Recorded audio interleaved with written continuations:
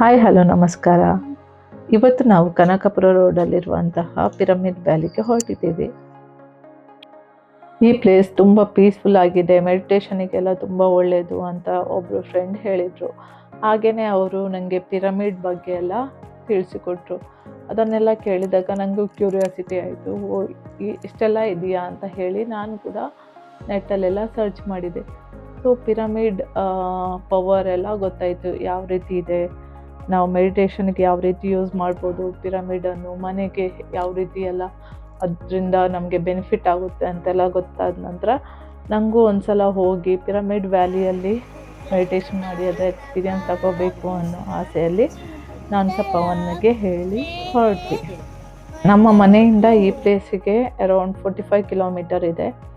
ಹಾಗಾಗಿ electronic ಸಿಟಿಯಿಂದ nice road ಇಟ್ಕೊಂಡು ಬಂದ್ವಿ.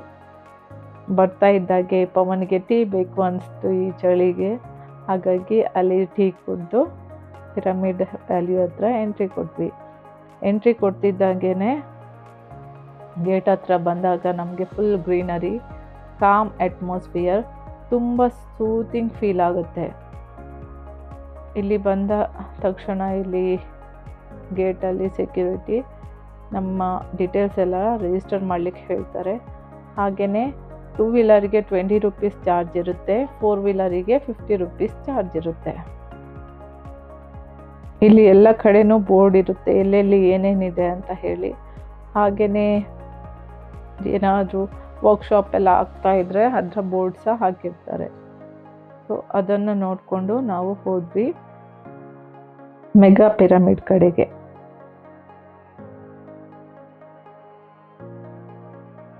ಇಲ್ಲಿ ಮೆಗಾ ಪಿರಮಿಡ್ ಒಳಗಡೆ ಮಕ್ಕಳಿಗೆ 8 ಇಯರ್ಸ್ ಒಳಗಿನ ಮಕ್ಕಳಿಗೆ ಎಂಟ್ರಿ ಇರಲ್ಲ.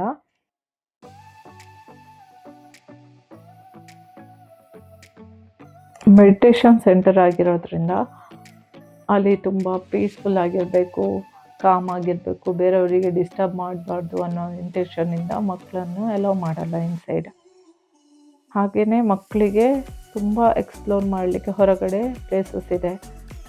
ವಿಡಿಯೋ ಲಾಸ್ಟ್ ತನಕನೂ ನೋಡಿ, ನಾವು ಎಲ್ಲೆಲ್ಲಿ ಏನೇನೆಲ್ಲ ಮಾಡಿದ್ವಿ ಎಲ್ಲನೂ ಈ ವಿಡಿಯೋದಲ್ಲಿ ಶೇರ್ ಮಾಡಿದ್ದೀನಿ. ನಿಮ್ಮ ಫ್ರೆಂಡ್ಸ್ ಜೊತೆಗೆ, ಫ್ಯಾಮಿಲಿ ಜೊತೆಗೆ, ಮಕ್ಕಳು ಇದ್ದವರು ಸಹ ಇಲ್ಲಿ ಬಂದು ಎಂಜಾಯ್ ಮಾಡ್ಬೋದು, ಅಷ್ಟು ಚೆನ್ನಾಗಿದೆ ಪ್ಲೇಸ್.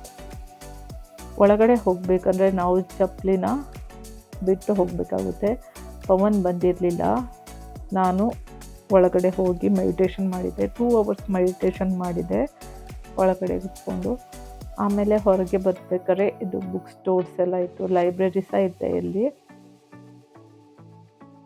ನಾನು ಹೊರಗಡೆ ಬಂದಾಗ ಪವನ್ ಮತ್ತು ವಿಯಾಂಶಿ ಆಲ್ರೆಡಿ ಊಟ ಮಾಡಿದರು. ಆವಾಗ ಟೈಮ್ 1:30 ಗಂಟೆ ಆಗಿತ್ತು. ನಾನು ಸಹ ಊಟದ ಛತ್ರದ ಹತ್ರ ಹೋದೆ. ಇಲ್ಲಿ ಫ್ರೀ ಊಟ ಇರುತ್ತೆ ಮಧ್ಯಾಹ್ನಕ್ಕೆ. ಸೊ ಊಟ ಸಹ ತುಂಬ ಚೆನ್ನಾಗಿತ್ತು. ಇಲ್ಲೇ ಫಾರ್ಮಲ್ಲೇ ಬೆಳೆದಿರ್ತಾರೆ ಎಲ್ಲ ತರಕಾರಿ, ಗ್ರೈನ್ಸ್ ಎಲ್ಲನೂ ಇವ್ರದ್ದೇ ಫಾರ್ಮಿಂದ ಫುಡ್ಡು ರೆಡಿ ಆಗುತ್ತೆ. ಯಾರಿಗಾದ್ರು ಡೊನೇಷನ್ ಮಾಡುವ ಇಂಟೆನ್ಷನ್ ಇದ್ದರೆ ಇಲ್ಲಿ ಬಂದು ಡೊನೇಷನ್ ಕೂಡ ಮಾಡ್ಬೋದು.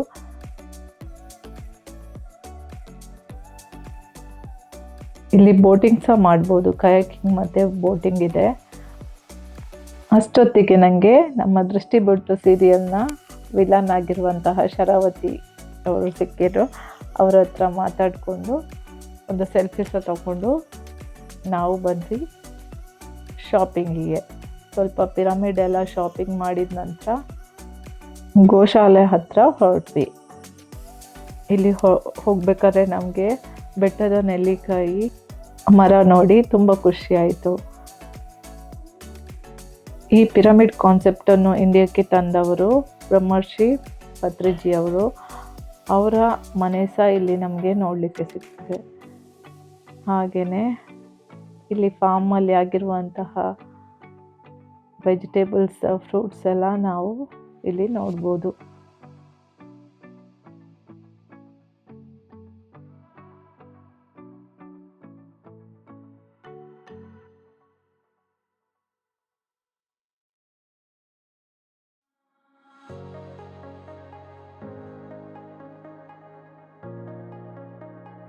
ಅದಲ್ಲದೆ ಇಲ್ಲಿ ಗೋಬರ್ ಗ್ಯಾಸ್ ಸಹ ಇದೆ.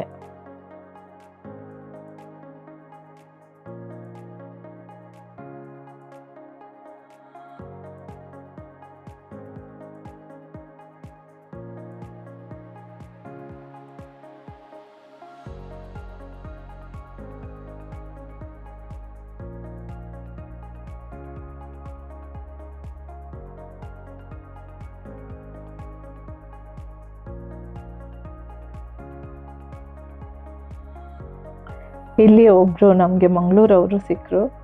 ಸೊ ಅವ್ರ ಹತ್ರ ಮಾತಾಡಿ ಖುಷಿ ಆಯಿತು. ಪ್ರಿಯಾಂಶಿ ಮತ್ತು ಪವನ ಆಲ್ರೆಡಿ ಹೋಗಿ ಬಂದಿದ್ರು ನಾನು ಮೆಡಿಟೇಷನಲ್ಲಿ ಇರಬೇಕಾದ್ರೆ.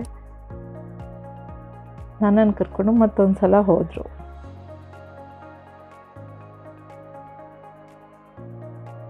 ಪ್ರಿಯಾಂಶಿಗೆ ಆಕಳಿಗೆ ತಿನ್ನಿಸೋದಂದರೆ ತುಂಬ ಖುಷಿ ಆಯಿತು. ಇಲ್ಲೂ ಕೂಡ ಅಷ್ಟೇ, ನಮಗೇನಾದ್ರು ಡೊನೇಷನ್ ಕೊಡಬೇಕು ಗೋಗಳಿಗೆ ಅಂತ ಇದ್ದರೆ ನಾವು ಡೊನೇಟ್ ಮಾಡ್ಬೋದು. ನಮಗಿಲ್ಲಿ ಅಲ್ಲಲ್ಲಿ ಎಲ್ಲ ಕಡೆನೂ ಪಾಸಿಟಿವ್ ಥಾಟ್ಸ್ ಕಾಣಲಿಕ್ಕೆ ಸಿಗುತ್ತೆ. ಇಲ್ಲಿ ಏನಾದರೂ ಫಂಕ್ಷನ್ ಆಗ್ತಾನೆ ಇರುತ್ತೆ. ನಾವು ಬಂದಾಗ ಮದುವೆ ಇತ್ತು. ಸೊ ಇಲ್ಲಿ ಸೈಡಿಗೆ ನೀವು ರೆಸಾರ್ಟ್ ಕಾಣಲಿಕ್ಕೆ ಸಿಗುತ್ತೆ. ಇಲ್ಲಿ ಬಂದು ಸ್ಟೇ ಆಗ್ಬೋದು. ಡಿಫ್ರೆಂಟ್ ಪ್ರೈಸಸ್ ಇರುತ್ತೆ ಸ್ಟೇಗೆ. ಲಕ್ಸುರಿ, ಡಿಲಕ್ಸ್, ಸಾದಾ, ಹಾಗೆ ಯಾವುದು ಬೇಕೋ ಅದು ತಗೊಂಡು ಸ್ಟೇ ಆಗ್ಬೋದು. ಇಲ್ಲಿ ಸ್ವಿಮ್ಮಿಂಗ್ ಪೂಲ್ ಸಹ ಇದೆ. ನಮಗೆ ಅಲೌ ಇರಲಿಲ್ಲ, ಯಾಕಂದರೆ ನಾವು ಬರಬೇಕಾದ್ರೆ ಲೇಟ್ ಆಯಿತು, ಸಂಜೆ ಆಗಿತ್ತು ಈ ಕಡೆ ಬರಬೇಕಾದ್ರೆ. ಹಾಗಾಗಿ ಓನ್ಲಿ ಸ್ಟೇ ಆದ ಜನರಿಗೆ ಮಾತ್ರ ಅಲ್ಲಿ ಅಲೌ ಇತ್ತು. ಇಲ್ಲೂ ಕೂಡ ಒಂದು ಲೇಕ್ ಕಾಣಲಿಕ್ಕೆ ಸಿಗುತ್ತೆ ನಮಗೆ. ವ್ಯೂವ್ಸ್ ಅಂತೂ ತುಂಬ ಚೆನ್ನಾಗಿತ್ತು.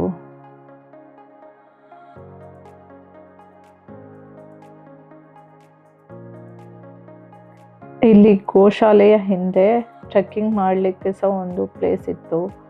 ಅಲ್ಲಿ ನಮಗೆ ಹೋಗ್ಲಿಕ್ಕಾಗಲಿಲ್ಲ. ಬಟ್ ನೀವೇನಾದರೂ ಬಂದರೆ ಅಲ್ಲಿಗೆ ಟ್ರೆಕ್ಕಿಂಗ್ ಮಾಡಿ ಹೋಗಿ, ಅಲ್ಲೊಂದು ದೇವಸ್ಥಾನ ಇದೆ, ಅಲ್ಲಿ ದೇವರ ದರ್ಶನ ಮಾಡ್ಕೊಂಡು ಬನ್ನಿ. ಎಷ್ಟು ಚೆನ್ನಾಗಿದೆ ನೋಡಿ ಈ ಪ್ಲೇಸ್. ತುಂಬ ಖುಷಿ ಆಗುತ್ತೆ. ಮಕ್ಕಳಿಗೆ, ದೊಡ್ಡವರಿಗೆ ಎಲ್ಲರಿಗೂ ಕಾಮ್ ಆ್ಯಂಡ್ ಪೀಸ್ ಆಗುತ್ತೆ ಮೈಂಡ್. ಈ ಜೋಕಾಲಿ ನೋಡಿದಾಗ ನಮ್ಮ ಬಾಲ್ಯದ ನೆನಪಾಯಿತು. ತುಂಬ ಎಂಜಾಯ್ ಮಾಡಿದ್ವಿ ಅದರಲ್ಲಿ ಕುತ್ಕೊಂಡು.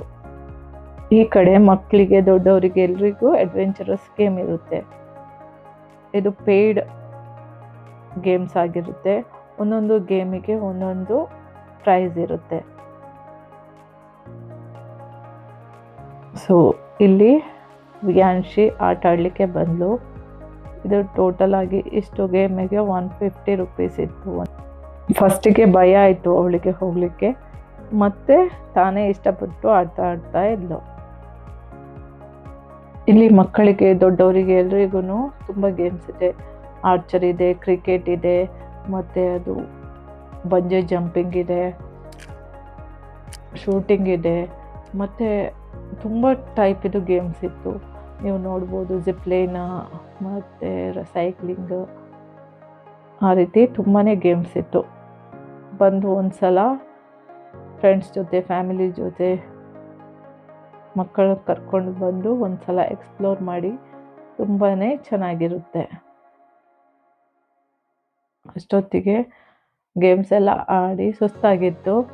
ಆಮೇಲೆ ನಾವು ಹೋಗಿ ಅಲ್ಲೇ ಇರುವಂತಹ ಕೆಫೆಯಲ್ಲಿ ಟೀ ಮತ್ತು ಸ್ನ್ಯಾಕ್ಸ್ ತಗೊಂಡು ತಿಂದು ಮನೆಗೆ ಹೊರಟ್ವಿ.